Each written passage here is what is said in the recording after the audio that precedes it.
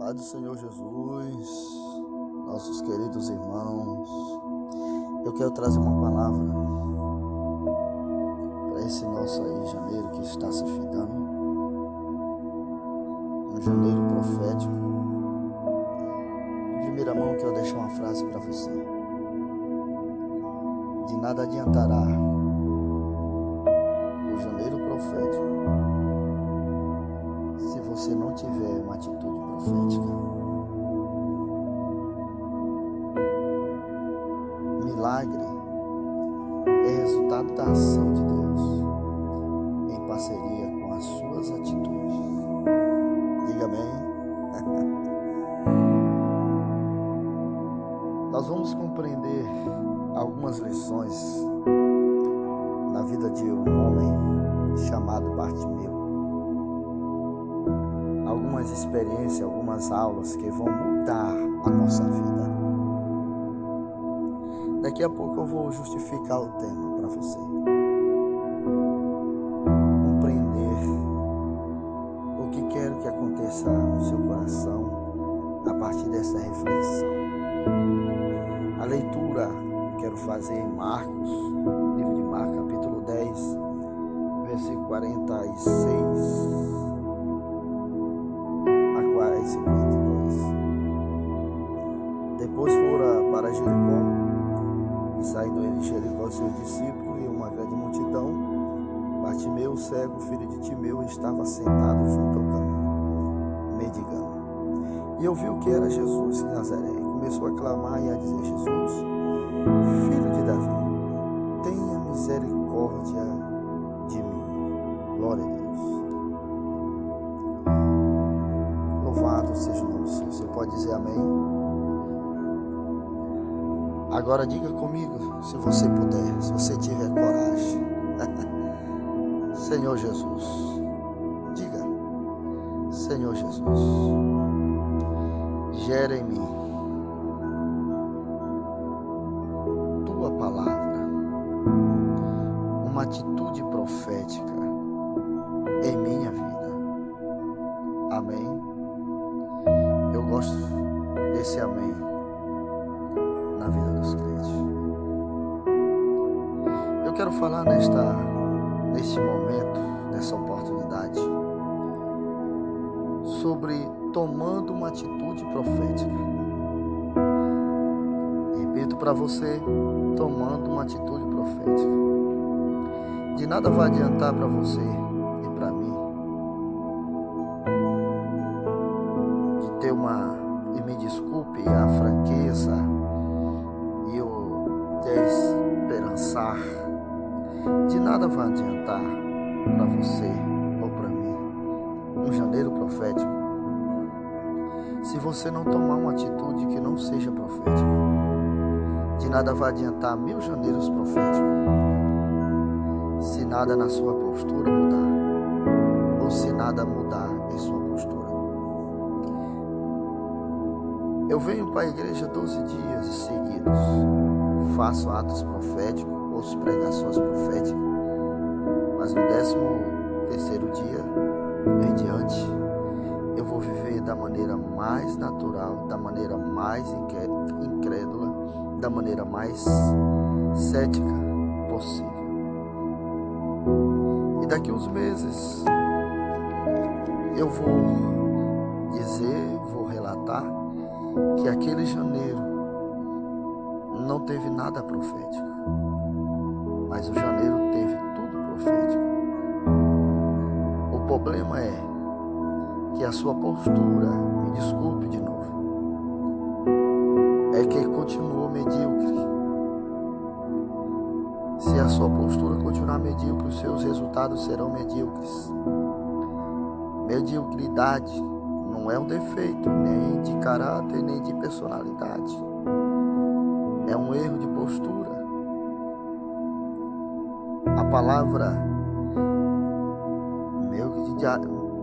mediocridade, ela se diz assim: aquele que vive na média. Aquele que vive na média é medíocre. Quer ver um exemplo disso? A gente vai matricular nossos filhos na escola. e duas perguntas básicas nós fazemos. A primeira é o valor da mensalidade. O segundo é qual é a média. Nós vamos se contentar que eles tenham a nota média nas provas. Então, se a nota média nas provas é 7, e se eles tiverem a nota 7, nós vamos aplaudi-los, quando na verdade nós deveremos ensinar aos nossos filhos que a média é para os medíocres. Eles deveriam trabalhar para pôr a nota máxima 10. Se eles tirarem de 7 e forem aprovados, mas o ideal é que ultrapasse a média. Provoque alguém, diga para alguém, e não precisa tocar, diga para essa pessoa: viva acima da média, viva acima da média. O texto que eu li é um texto extremamente conhecido por toda a igreja. Também você deve ter ouvido 100 pregações desse texto. Mateus, Marcos, Lucas fazem a mesma narrativa com algumas diferenças e detalhes. Por exemplo, Marcos diz que Jesus estava saindo de Jericó. Mateus e Lucas dizem que Jesus estava entrando em Jericó. Alguns estudiosos da Bíblia, portanto, entendem que o relato tem divergência. Jesus estava entrando em Jericó e saindo de Jericó. É muito simples. Porque Jericó é uma cidade que ficava 24 quilômetros de Jerusalém e que saía da Galileia, lugar onde Jesus vivia, vindo para Jerusalém, na Judeia, precisava passar por Jericó. Era o caminho. Acontece que havia duas Jericós, uma Jericó antiga, que estava em ruína, e a nova Jericó, a 4 quilômetros depois, que era uma cidade nova, construída por Herodes, onde o próprio Herodes havia edificado um palácio de inverno. A velha Jericó foi derrubada por Josué, você lembra lá? Quando eles gritaram e os muros caíram. E os hebreus, que posteriormente foram construídas e outra vez demolidas com as guerras que se seguiram. A nova Jericó tinha uma arquitetura romana, era uma cidade moderna, um centro comercial. Herodes passava o inverno lá. Era uma cidade central. Isaqueu, que era um cobrador de imposto, na verdade era um auditor fiscal, morava em Jericó. Na primeira cidade, que ficava em ruínas, morava os miseráveis, os pobres, marginalizados, os esmoléticos, aqueles que não tinham uma casa para morar. Na nova Jericó, se refugiavam nas ruínas da cidade antiga.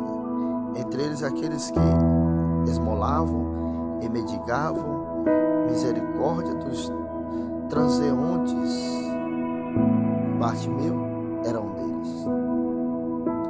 Então Jesus está saindo da velha Jericó e indo em direção à nova Jericó. Então, quando Marcos diz Jesus está saindo de Jericó, Marcos está analisando da perspectiva de Bartimeu. Quando Mateus, que é tributo, que é cobrador de imposto, auditor de impostos, auditor fiscal. Quando Lucas, que é médico, ele narra na perspectiva da nova Jericó. E Jesus está entrando. Por que essa perspectiva é diferente? Porque Marcos escreve para os judeus da diáspora. Marcos escreve para judeus que estavam em território de escravidão. Marcos escreve para servos. E quando você escreve para servo, é muito mais fácil você usar uma linguagem de servo. A condição de Bartimeu era muito mais próxima na condição de servo do que a condição de Herodes, que tem um palácio na Nova Jericó. Então Marcos narra na perspectiva de Bartimeu, Mateus narra, Lucas narra na perspectiva daqueles que estavam em Jericó, que estavam em situação melhor. Qualquer estudioso da Bíblia sabe que há detalhes na Bíblia que são diferentes dos 4 evangelistas, justamente por causa do público para quem eles estão escrevendo. Quer ver outro exemplo? Mateus narra a genealogia de Jesus só até Davi. Lucas narra a genealogia de Jesus até Adão. Por quê? Porque Mateus está apresentando Jesus como rei. E o intuito de Mateus é justificar a legitimidade da majestade de Jesus. Lucas está falando de Jesus como filho do homem. Então ele precisa conectar Jesus com Adão, o pai de todos os homens. Marcos diz que havia um cego. Lucas diz que havia 2 cegos. Então, meu querido, é um erro deles? Não necessariamente. Se tem 2, tem um. A questão é que Marcos se concentrava no cego que gritou, do cego que clamou, a atenção do cego que brandou. O outro foi curado porque fora de carona, foi no vácuo, recebeu também o seu milagre. Aqui tem uma lição para nós, de que quando ter alguém do teu lado, diga para alguém que está do seu lado, ou para você mesmo, fala para ele, ou fala para você mesmo: quando eu clamo, você também é ouvido. Quando eu clamo, você também é ouvido. Glória a Deus. Agora o que eu quero destacar com os irmãos é que Bartimeu, conhecido como cego, tem uma atitude profética para alcançar seu milagre. Ele estava numa situação tão miserável que nem o nome dele é citado. Bartimeu não é o nome próprio. Bartimeu é um título. Filho de Timeu. Bartimeu, filho de Timeu. Então o narrador não faz sequer menção do nome do cego, mas ele vai ensinar para nós algumas atitudes proféticas que nós precisamos ver. E se nós tomarmos, o nosso projeto vai dar certo. Se nós tomar a atitude profética que Bartimeu tomou, o nosso projeto vai dar certo para 2021. Se vocês tomarem as atitudes proféticas, eu vou repetir para você. Se vocês tomarem as atitudes proféticas que Bartimeu tomou, oh aleluia, o seu projeto vai dar certo no nome de Jesus. Você precisa entender que milagres é resultado da ação, aleluia, exalada de Deus. Milagre é resultado da ação de Deus em parceria contigo. Então vamos aprender com Bartimeu quais são as atitudes proféticas que ele toma e que levam ao milagre. Agora, por amor de Jesus Cristo, quando eu terminar essa mensagem, quando eu terminar de pregar, comece a pregação. Como assim, pastor? Quando eu terminar de pregar, aí você começa. Eu não entendi, pastor. Quando você botar a pregação em exercício, se eu pregar aqui 40 minutos, e você, irmãs ou irmãos, não colocar em exercício, não vai mudar nada na sua vida. Não vai. Então vamos começar. A primeira atitude profética de Bartimeu já foi até mencionada aqui de forma indireta. Aleluia. Pare de reclamar do que você não tem. Escute bem. botou isso no meu coração. Pare de reclamar do que você não tem e valorize o que você já tem. O texto diz no versículo 47, vamos lá. E ouvindo que era Jesus de Nazaré, começou a clamar. Qual era a deficiência de Bartimeu, irmão? A cegueira. Então ele não pode ver, mas ele pode ouvir. Eu não vejo quem está passando, mas eu ouço o que a multidão está dizendo acerca de quem está passando. Quando ele usa o que ele tem, boa parte de nós fica mais tempo reclamando do que não tem, do que enfatizando e valorizando aquilo que já tem. Bartimeu poderia fazer de sua cegueira o seu ponto final. Ele poderia fazer de sua cegueira o seu ponto de limitação. Mas ele valoriza a sua audição. Ele valoriza o que funciona. Identifique na sua vida. Escute essa. Escute com atenção. Em nome de Jesus. Eu quero abençoar você. Identifique na sua vida aquilo que funciona. Se concentre nisto. Pare de reclamar daquilo que não está funcionando. Aleluia. Nós aprendemos a reclamar do que não temos. Uma vez, almoçando na casa de um amigo, a esposa fez uma macarronada, uma salada divina, bem temperada, um feijão maravilhoso, um bife acebolado, arroz, e na mesa, comendo aquele banquete, aquela maravilha, o esposo daquela irmã, meu amigo, ele, ao colocar o arroz em sua boca, está salgado, e ele reclama, chama a atenção da esposa na frente de nós ali na mesa. Ele diz: você não vai aprender mesmo a cozinhar. E começa a reclamar. A esposa fica envergonhada, avermelhada, a ponto de se levantar e pedir licença para ir para o quarto. Eu olhei aquela situação, pela intimidade que tinha, eu disse: cara, você é um imbecil, você está doido, você é muito imbecil. Tanta variedade na mesa, por que você não comeu o macarrão que você disfarçou?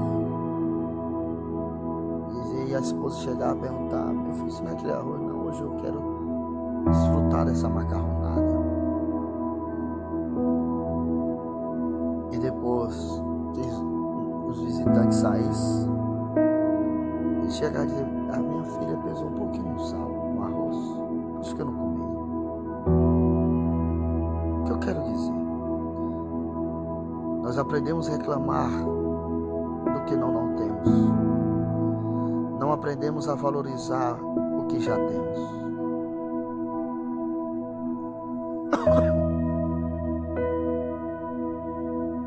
Então, meu querido,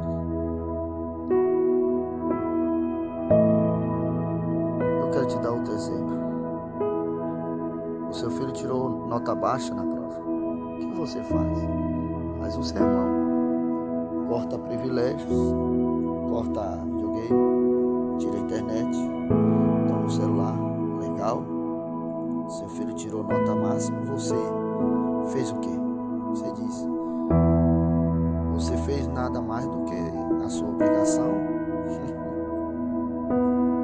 É isso ou não é? porque nós aprendemos a enfatizar o que falta, quando nós deveríamos colocar em prática a ênfase de que está funcionando do que está em andamento.